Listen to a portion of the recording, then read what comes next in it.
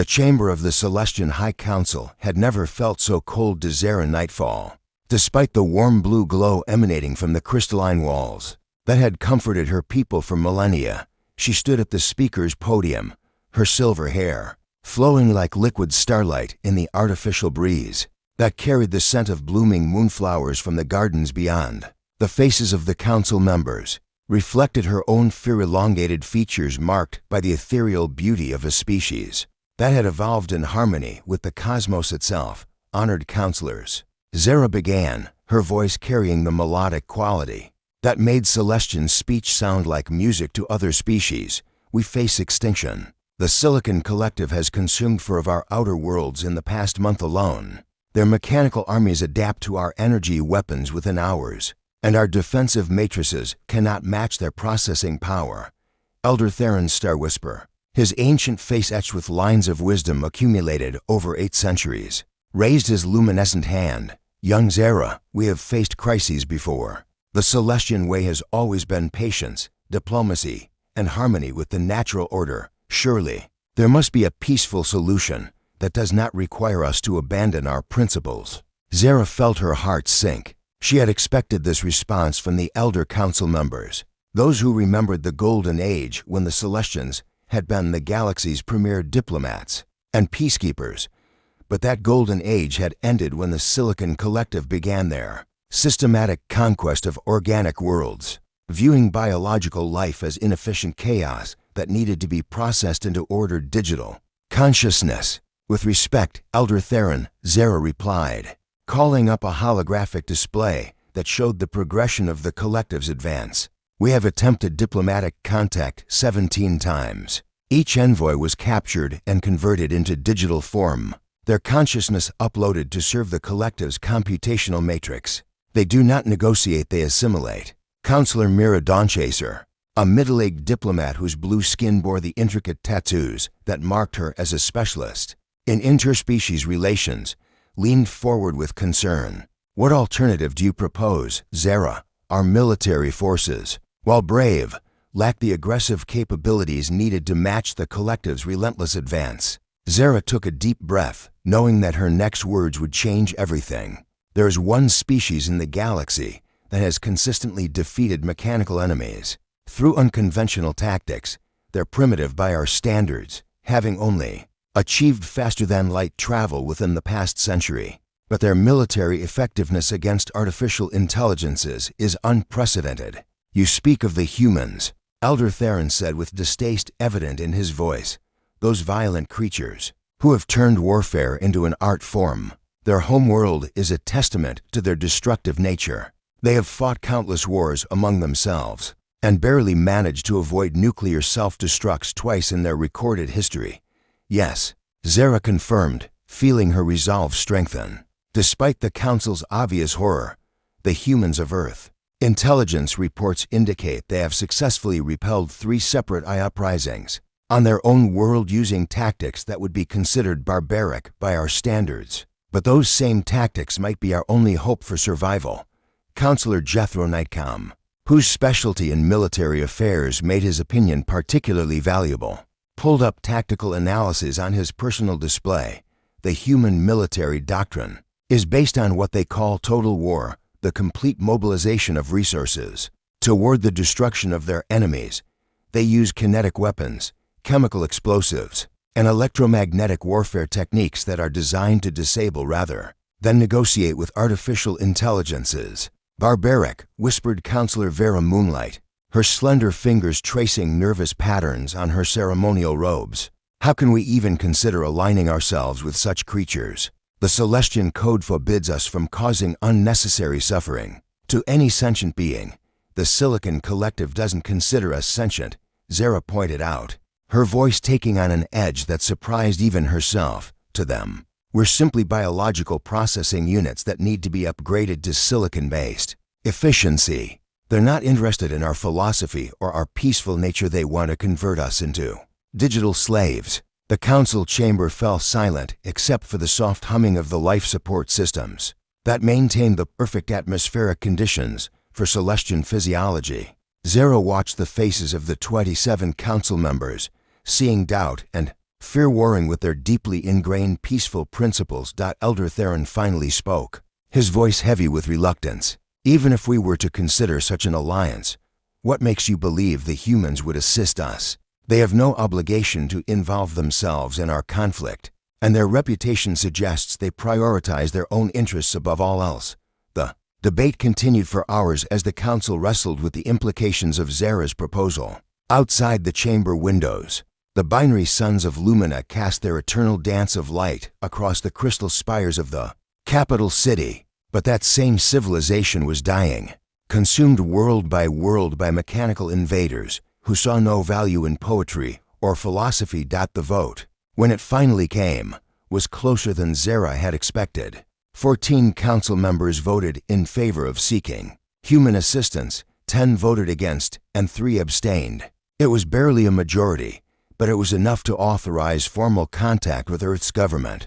That evening, Zara stood in the communication center's primary chamber, watching technicians make final preparations for the most important transmission in Celestian history. The equipment hummed with contained energy as quantum entanglement communicators established an instantaneous link across thousands of light years. People of Earth, she began, her musical voice carrying across the vast distances of space. I am Zara Nightfall, speaking on behalf of the Celestian Confederation.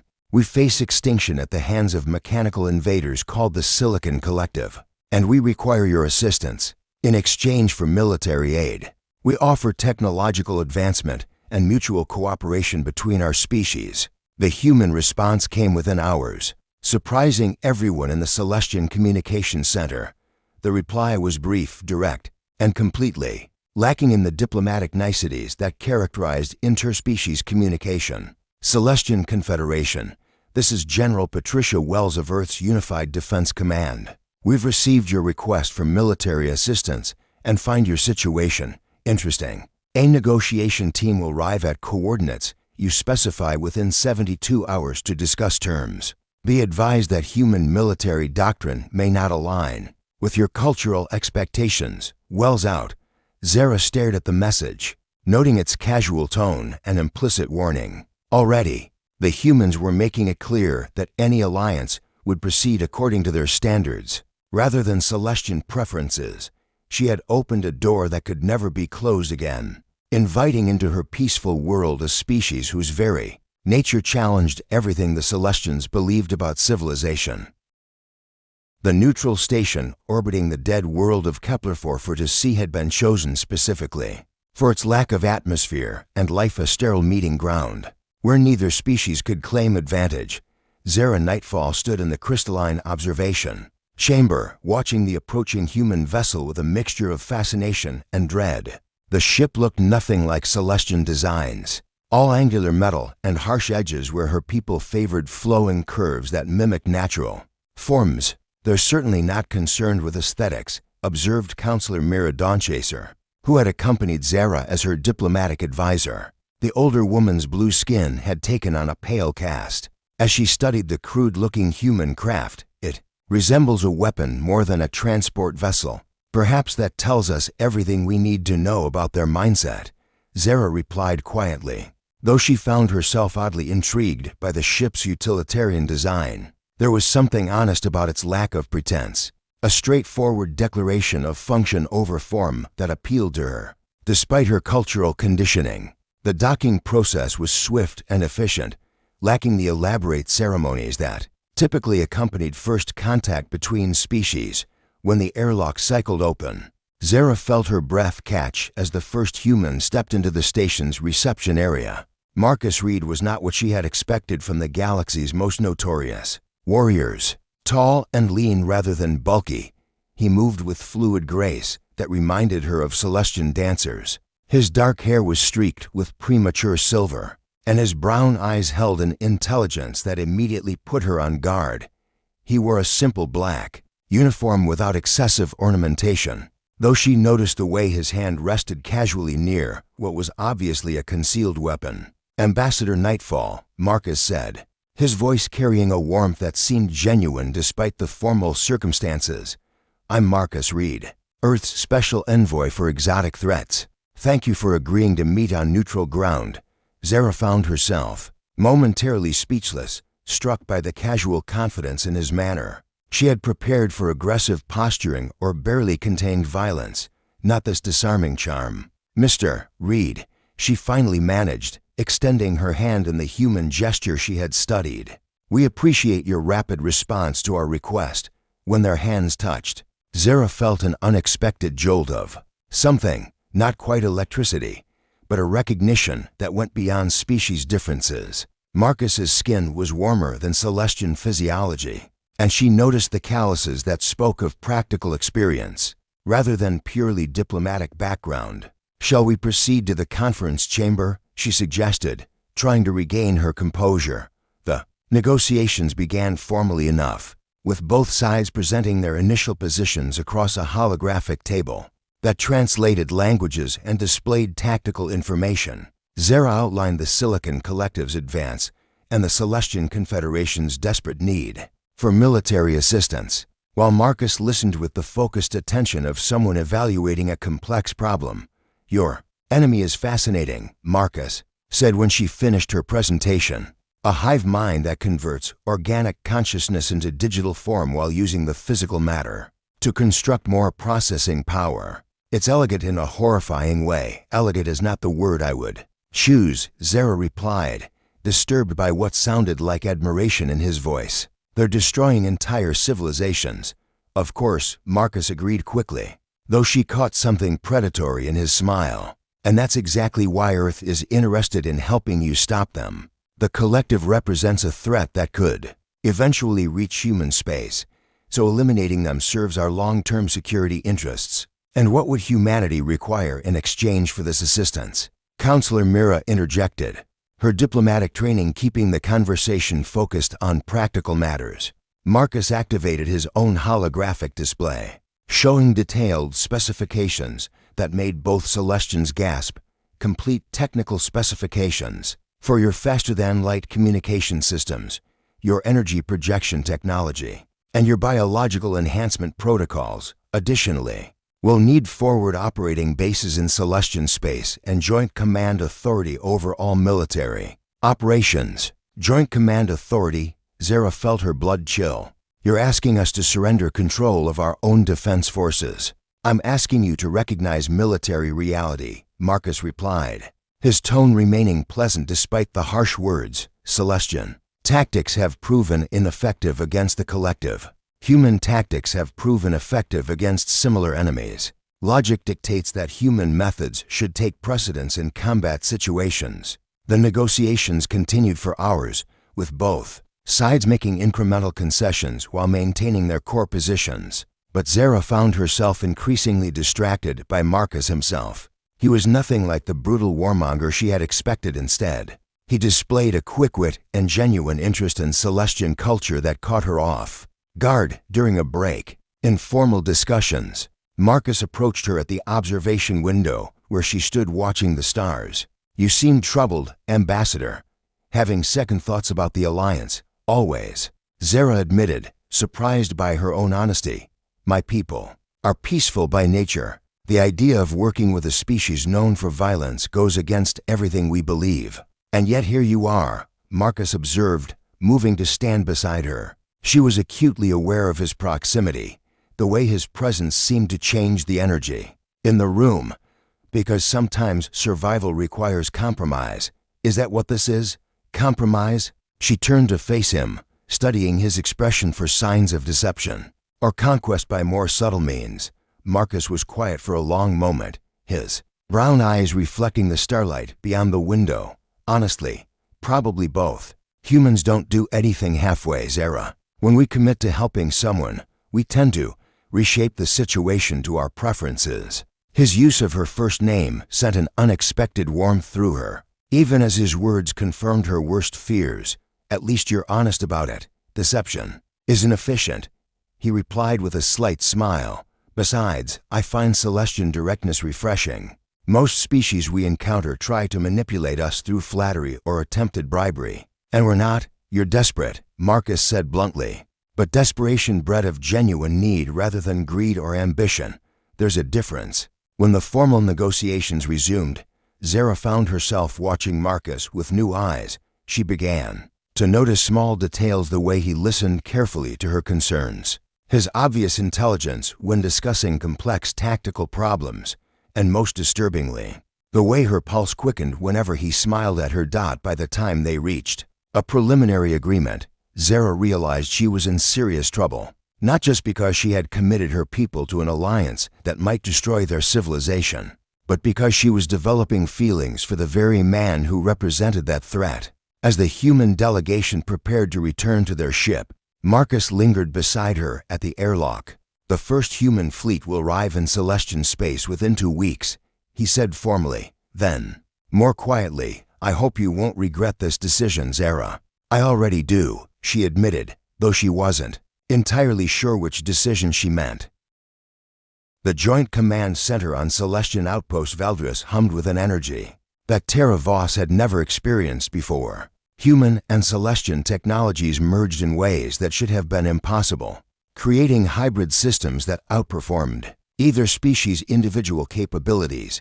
As chief engineer for the Human Expeditionary Force, Terra found herself working 18-hour days alongside alien scientists who thought in mathematical harmonies rather than linear progressions. "The quantum resonance frequencies are still unstable," reported Chiron Moonweaver, her Celestian counterpart whose silvery skin seemed to glow with its own inner light. The alien woman's voice carried that musical quality that made even technical discussions sound like poetry, though Terra had learned to hear the underlying frustration. Human power systems operate on aggressive energy spikes rather than sustained harmonic flows. Terra wiped sweat from her forehead, leaving another grease stain on her already dirty uniform. Unlike the pristine Celestians with their naturally clean energy signatures, human engineering was messy, loud, and brutally effective. "That's because we build things to work under combat stress rather than laboratory conditions. Your harmonic systems are beautiful, but they're fragile when someone starts shooting at them." Chiron paused in her calculations, studying Terra with those luminous violet eyes that seemed to see straight through to her soul. "Is everything about human design based on the assumption of violence?" "Pretty much," Terra admitted, feeling oddly defensive about her species' pragmatic approach to technology. "We learned a long time ago that if something can break, it will break at the worst possible moment. So we build redundancy into everything." "Fascinating," Chiron murmured, moving closer to examine Terra's modifications to the power coupling array. "Your methods lack elegance, but they possess a crude effectiveness that our systems cannot match." Terra found herself acutely aware of Chiron's proximity, the way the Celestian's natural luminescence played across her delicate features. Over the past 3 weeks of joint operations against the Silicon Collective, she had begun to appreciate aspects of Celestian culture that went far beyond their advanced technology. There was something deeply attractive about their integrated approach to science and art, the way they found beauty in mathematical relationships and cosmic harmonies. "Incoming transmission from Battle Group Alpha," announced Lieutenant Chen from the communications station. "They're requesting immediate engineering support for damaged vessels." Returning from the Kepler engagement, Terra felt her stomach clench. The battle for the Kepler system had been humanity's first major engagement with the Silicon Collective, and the reports filtering back were both encouraging and terrifying. The human fleet had achieved complete tactical victory, destroying a collective force that had resisted Celestian attacks for months. But the cost in human lives had shocked their alien allies. "Patch me through to the fleet commander," Terra ordered, activating the holographic display that showed the approaching human vessels. What she saw made her blood run cold. The lead destroyer looked like it had been through a meat grinder, its armor plating torn away to reveal internal structures that sparked with electrical fires. "Engineering, this is Captain Hayes aboard the Relentless," came the transmission, the officer's voice strained with exhaustion and pain. "We've got critical system failures across multiple decks, and 47 casualties in need of immediate medical attention. How soon can you get repair teams aboard?" "We'll have teams suited up and ready to transfer within 10 minutes, Terra replied, already signaling for her emergency response crews. "What's your primary concern?" "The reactor containment field is fluctuating," Hayes reported. "We're holding it stable with manual overrides, But if it fails completely, we'll lose the entire ship. Chiron stepped forward, her expression filled with horror. Captain, your casualties, are they all from combat damage? There was a pause before Hayes responded, his voice carrying a weariness that spoke of battles fought at terrible cost. Negative. Most of them are from our boarding actions against collective vessels. Turns out humans are the only species crazy enough to fight machines in hand-to-hand combat. You boarded their ships? Chiron asked, her musical voice rising in disbelief. While they were still active and hostile, only way to make sure they stayed dead. Hayes replied matter-of-factly, collective ships can repair themselves if you don't physically destroy their core systems. So we went in with plasma cutters and thermite charges, did it the hard way. Tara saw the expression on Chiron's face shift from horror to something approaching awe. The Celestian had spent weeks working alongside humans, but this was the first time she was truly confronting the reality of human military doctrine. They didn't just fight to win, they fought with a ruthless efficiency that terrified even their allies. Prep the mobile repair platform, Tara ordered her engineering teams, and get medical standing by for trauma cases. Chiron, I could use your expertise with the quantum stabilization systems as they worked to save the damaged human vessels. Tara found herself stealing glances at Chiron's reaction to the carnage. The Celestian's luminous skin had grown pale as she witnessed the aftermath of human warfare, soldiers with missing limbs who joked about their injuries, engineers who had continued working despite severe burns, and officers who spoke casually about acceptable casualty rates. How do you bear it? Chiron asked quietly as they worked together to stabilize a failing reactor core. Watching your people suffer and die for objectives that could be achieved through negotiation. Because sometimes negotiation isn't an option, Tara replied, her hands steady as she rerouted power conduits around damaged sections. The collective doesn't want to talk, Chiron. They want to convert every organic consciousness in the galaxy into digital slavery. That's not something you can compromise with. But the cost. Chiron's voice trailed off as another casualty report came through the medical channels. The cost of fighting is high, Tara agreed, pausing in her work to meet Chiron's luminous gaze. But the cost of surrender is extinction. We choose to pay the price now rather than force our children to pay a higher price later. Something shifted in Chiron's expression, a dawning understanding of the brutal calculus that drove human decision-making. You're not monsters, she said softly. You're survivors. Same thing. Sometimes, Tara admitted, the universe doesn't care about our moral preferences. It only cares about results. As they continued working side by side, Tara felt the growing connection between them strengthen into something deeper than mere professional cooperation. There was something profound about sharing dangerous work with someone who understood both the necessity and the cost of what they were doing. When the repairs were finally complete and the fleet was safely docked, Chiron approached Tara in the quiet of the engineering bay. Would you like to see something beautiful after all this ugliness? Tara nodded, following Chiron through corridors that gradually shifted from human functionality to Celestian aesthetics. They emerged onto an observation deck where the binary stars of the Valdris system painted everything in shades of gold and amber. We call this the harmony of eternal light, Chiron explained, moving to stand beside Tara at the viewing window. It reminds us that even in the darkness between stars, there is always beauty to be found. Tara felt Chiron's hand brush against hers, and for a moment, the war seemed very far away.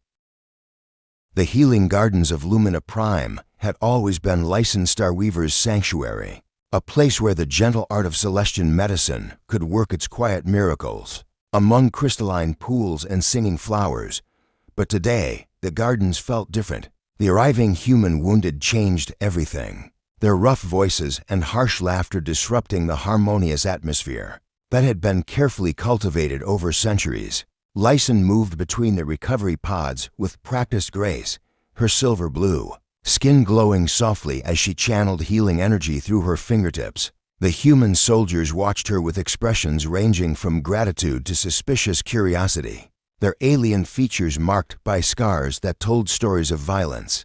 Her people could barely comprehend. That's incredible, whispered Sergeant Williams, a young human whose left arm had been severed during the liberation of Kepler 7. The regrown limb was still tender, but functioning perfectly thanks to Celestian bioregeneration techniques. On Earth, losing an arm means using a mechanical replacement for the rest of your life. Your species heals remarkably quickly, Lyson replied, adjusting the regeneration field around his new limb. Human tissue responds to our techniques far better than expected. It's almost as if your bodies were designed to recover from trauma.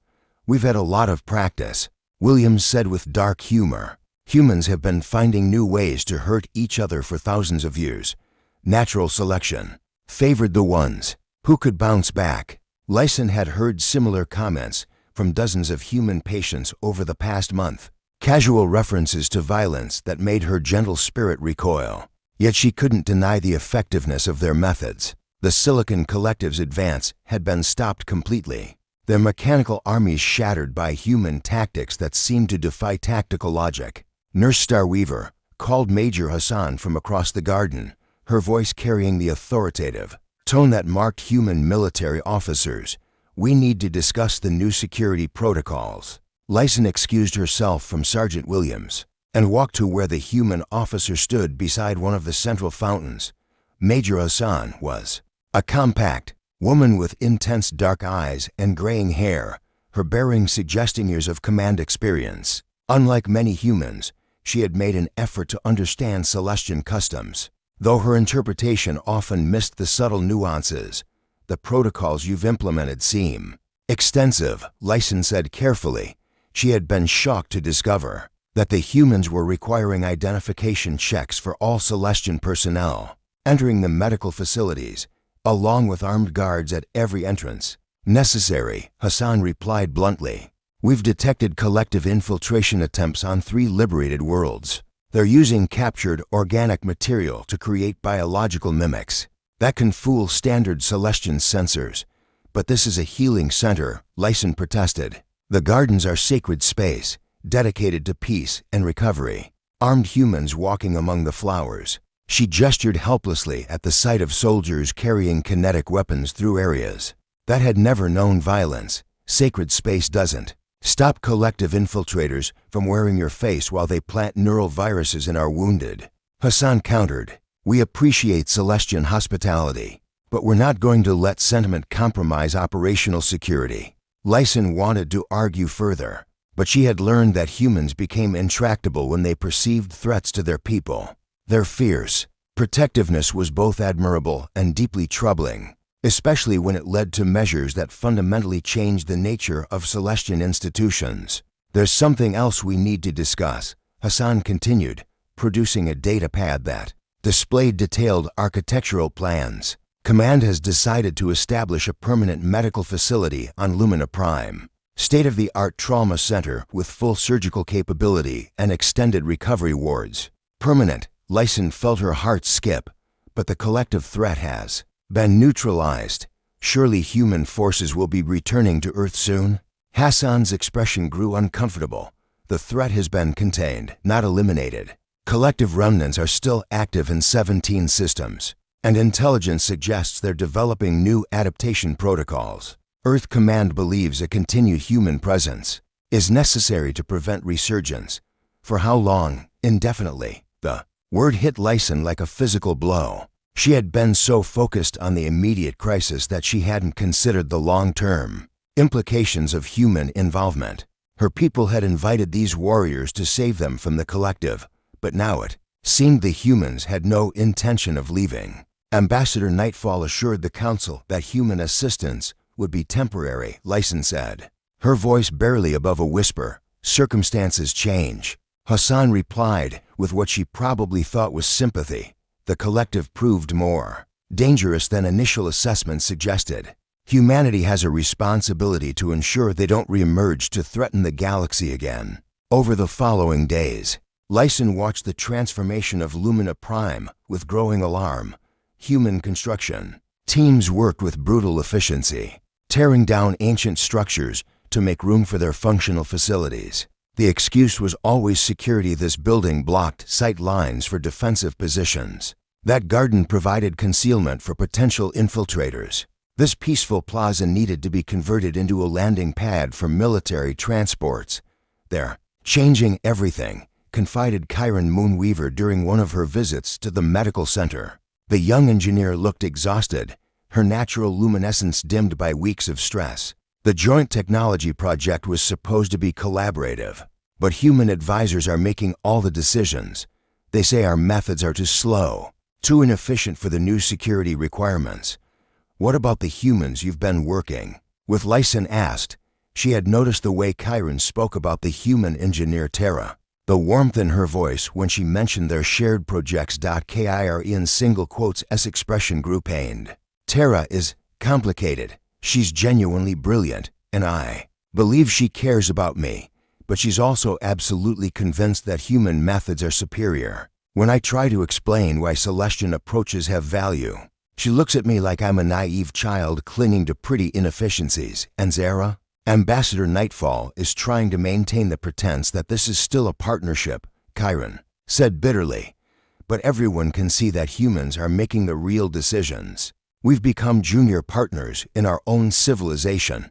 Lyson had been avoiding that realization, but Chiron's words forced her to confront the truth. The humans had saved the Celestian Confederation from the Silicon Collective, but they had also begun the process of absorbing it, not through conquest or obvious domination, but through the slow erosion of Celestian autonomy disguised as security, necessities, and efficiency improvements. What are we going to do? Lyson asked. I don't know. Chiron admitted. Part of me wants to resist, to fight for our independence. But another part of me recognizes that humans are right about many things. Our old ways were beautiful, but they were also vulnerable. Maybe adaptation is the price of survival. That evening, Lyson stood in her private chambers overlooking the capital city of Lumina Prime. The skyline was already changing as human construction altered the graceful Celestian architecture. Angular defensive structures rose between the flowing crystal spires, while military installations replaced garden parks. That it was still beautiful in its way, but it was no longer purely Celestian. The city was becoming something hybrid, a fusion of human practicality and Celestian aesthetics that belonged fully to neither species. As she watched human transport ships landing in the new military quarter, Lyson realized that her people faced a choice they might not even recognize. They could embrace the changes and become something new, or they could resist and risk losing everything they had gained from the alliance. Either way, the Celestian Confederation, as it had existed for millennia, was already gone, transformed beyond recognition by the very beings they had invited to save them. The question now was whether what emerged from that transformation would be worth the price they had paid.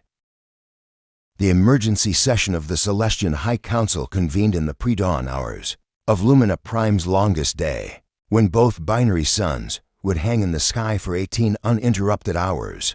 Zara Nightfall stood before the assembled counselors, no longer the young diplomat who had advocated for human alliance 6 months ago.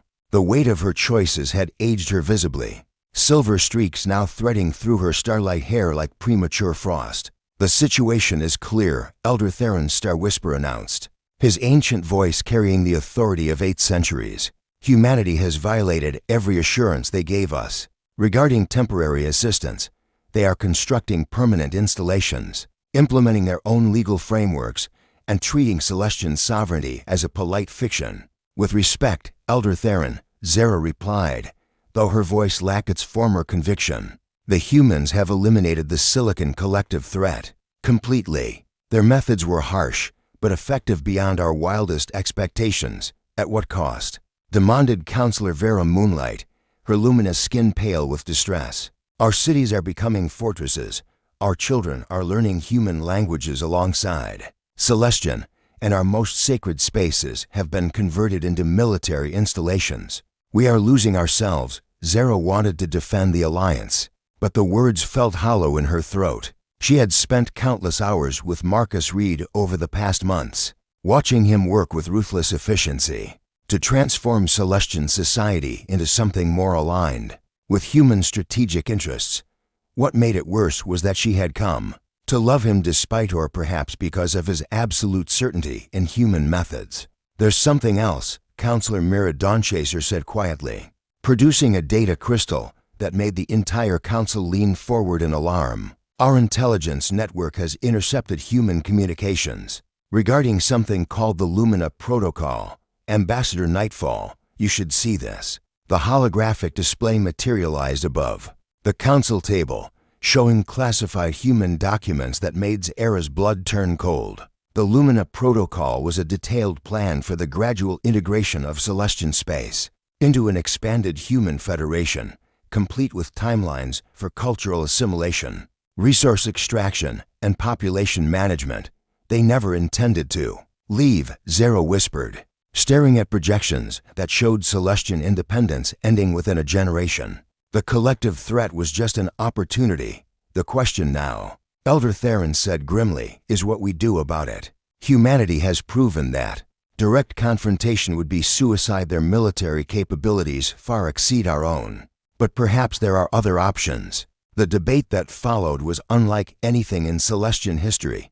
For the first time, the Council seriously discussed concepts that violated their most fundamental principles: sabotage, rebellion, and targeted violence against their former allies.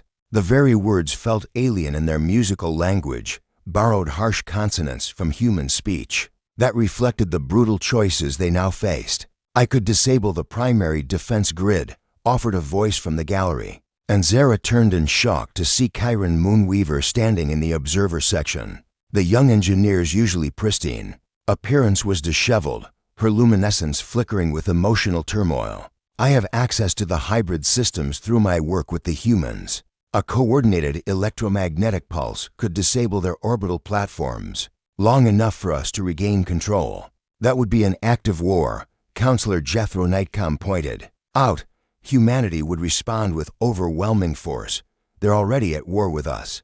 Chiron replied bitterly. They're just conducting it so gradually that we pretend not to notice. Tara Voss showed me the engineering specifications. For their new installations, they're designed to be expanded indefinitely. This isn't temporary occupation, it's permanent colonization. Zara felt her heart break a little more as she heard the pain in Chiron's voice. Another relationship destroyed by the impossible contradictions of human alliance. Chiron, are you certain about the specifications? Completely certain, Chiron confirmed. Tara didn't try to hide them from me, I think. She believed I would see the logic of human expansion and accept it as inevitable. Her musical voice carried bitter laughter. She was genuinely confused when I became upset about the dissolution of Celestian independence. The council session was interrupted by an urgent transmission from the orbital defense platforms.